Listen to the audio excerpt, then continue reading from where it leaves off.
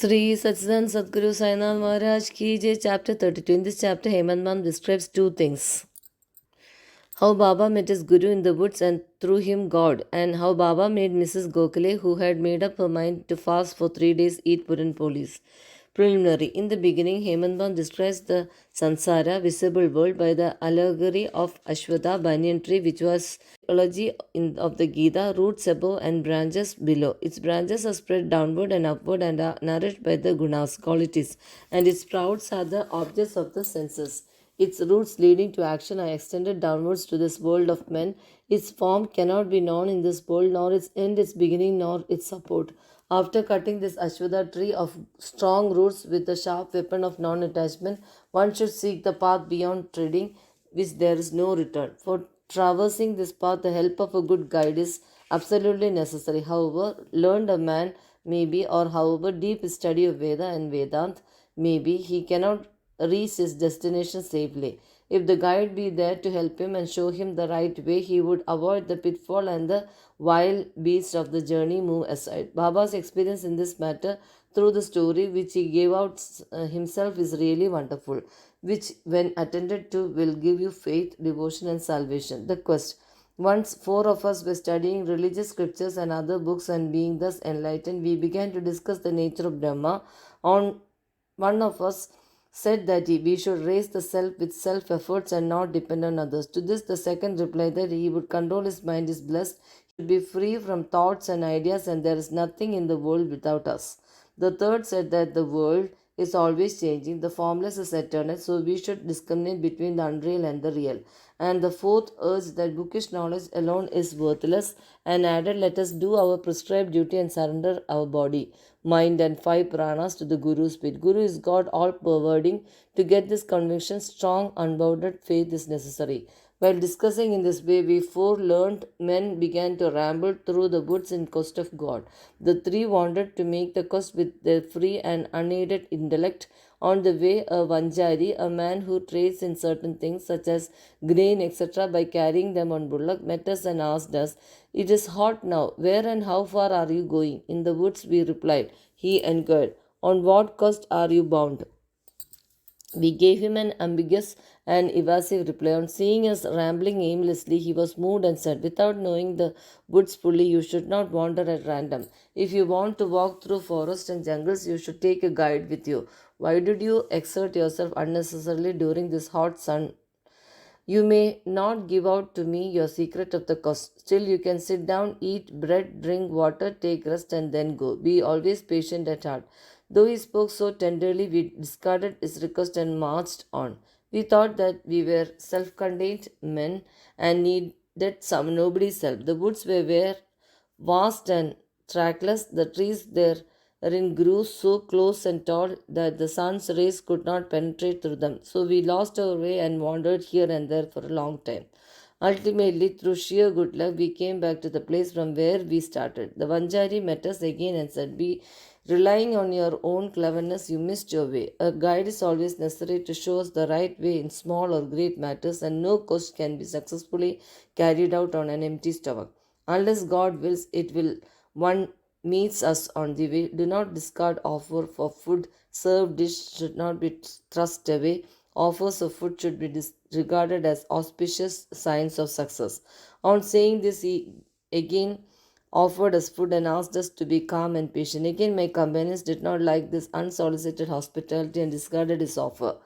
Without doing any quest and without taking any food, the three began to move out. So obstinate were they. I was hungry and thirsty, and I was moved by the Vanjari's extraordinary love. We thought ourselves very learned, but were strangers to kindness. The Vanjari was a quite illiterate and unqualified fellow and belonged to a low caste. Still, he had love on his heart and asked us to eat the bread.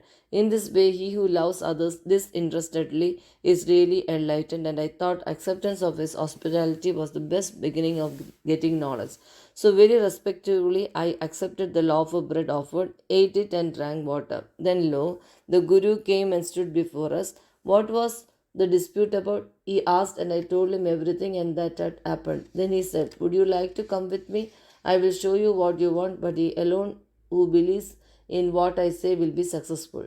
The others did not agree to what he said and left him, but I bowed to him reverently and accepted his dictum.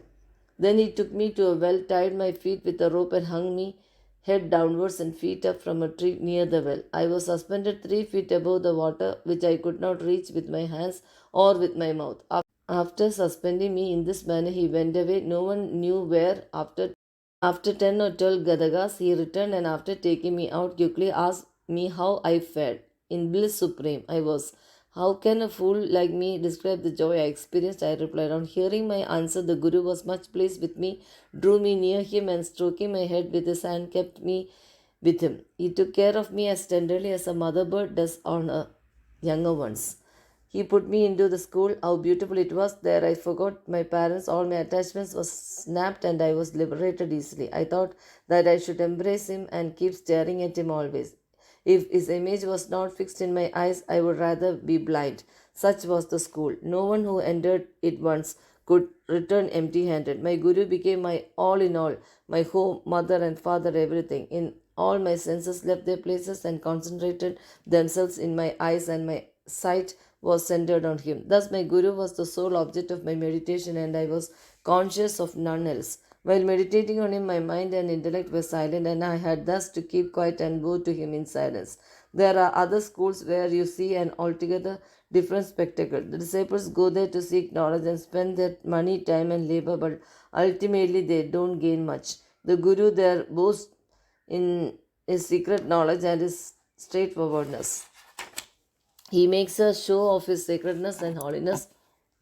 He speaks a lot and sings his own glory, but his own words do not touch the disciples' heart and they are not convinced. So far as self realization is concerned, he had not reached that. How can such schools be of any use to the disciples and how can they be benefited? The master mentioned above was of different type. By his grace, realization flashed upon me and itself without effort or study. I had nothing to seek, everything became to me as clear as broad daylight. The Guru alone knows how the inverse suspension with head and down and feet up can give happiness. Among the four, one was a Karmakandi, ritualistic, who only knew how to observe and abstain from certain rites. The second was Dhyani, who was puffed up with pride of knowledge. And the third was a Bhakta, who surrendered himself completely to God, believing that he was the sole doer. When they were discussing and arguing, the questions of God came up, and they, depending on their unaided knowledge, went in search of him. Sai, who was discrimination and dispassion incarnate, was one of the four. On being himself Brahma incarnate, some may ask, why did he mix with them and act foolishly? He did this for setting an example to follow. Though an incarnation himself, he respected a low Vanjari by accepting his food with a firm belief that food is Brahma, and showed how those who rejected Vanjari's hospitable offer suffered and how it was impossible to get dhyan without a guru. The Shruti Taittiriya Upanishad exhorts us to honor and worship mother, father, and preceptor, and to study the sacred scriptures. These are the means of purifying our mind, and unless this purification is effected, self realization is not possible. Neither the senses nor the mind and intellect reach the self. Modes of proof such as perception and inference will not help us in the matter. It is the grace of the Guru that counts. The objects of our life such as dharma, artha, and kama are attainable with our efforts, but the fourth object, moksha, can only be had with the help of the Guru. In this life story of Sri Sai, many personalities appear and play their part. Astrologers come and give out their predictions. Princes, noblemen, ordinary and poor men, sannyasis, yogis, singers, and others come for dustan. Even a mahar comes and making salutations says, Sai is the Mai Bap, true parents, who will do away with our round of births and deaths. So many others such as jugglers, Godalis who sing devotional songs, the blind and the lame, Nath Pandis, dancers and other players come and are given suitable reception. The Vanjari also appeared at the right time and played the part assigned to him. Let us now revert to the other story. Fasting and Mrs. Gokhale. Baba never fasted himself, nor did he allow others to do so. The mind of the person who fasts is never at ease. Then how could we attain is Paramatma, goal of life? God is not attained on an empty stomach. First, the soul has to be appeased. If there is no food in the stomach and nutrition, with that, what eyes should we see God? With what tongue should we describe His greatness? And with what ears should we hear the same? In short, when all our organs get their proper nutrition and are sound, we can practice devotion and other sadhanas to attain God. Therefore, neither fasting nor overeating is good. Moderation in diet is nearly wholesome, both to the body and mind. Once Mr. Gokhale came to Shirdi with an introductory letter from Mrs. Kashibai Kanitar, a devotee of Baba, to Dada Kelkar. She came to Baba with a determination to sit at Baba's feet and observe a 3 days fast. The previous day, Baba said to Dada Kelkar that he would not allow his children to starve during the Shimga, that is holy holidays, that to starve. Why was he there? Next day, when the woman went with Dada Kelkar and sat at Baba's feet, Baba at once said to her, "Where is the necessity of fasting? Go to Dadabad's house, prepare the dish of Puran Polis, wheat rotis with gram flour and jaggery. Feed his children and yourself too." Shimka holidays were on. Mrs. Kelkar was then going on through her menses, and there was nobody to cook in Dadabad's house. So Baba's advice was very timely. Then Mrs. Gokhale had to go to Dadabad's house and prepare the dish and as directed. She cooked that day, fed others and herself. What a good story and how beautiful its import. Baba Sarkar. Baba gave a story of this boyhood as follows. When I was a youngster, I was in search of bread and went to bead. Then there I got embroidery work. I worked hard, sparing no pains. The employer was very much pleased with me. 3 other boys worked before me. The first got rupees 50, the second rupees 100, and the third rupees 150. And I was given twice the total of this amount, namely 600. After seeing my cleverness, the employer loved me, praised me, and honored me with a full dress, a turban for the head, and a shela for the body, etc. I kept this dress intact without using it. I thought that what a man might give does not last long, and it is always imperfect. But what my Sarkar, God gives last to the end of time. No other gift from any man can be compared to his. My Sarkar says, take, take. By everybody comes to me and says, give, give. Nobody attends carefully to the meaning of what I say. My circus treasury is full, it is overflowing. I say, dig out and take away this wealth in cart loads.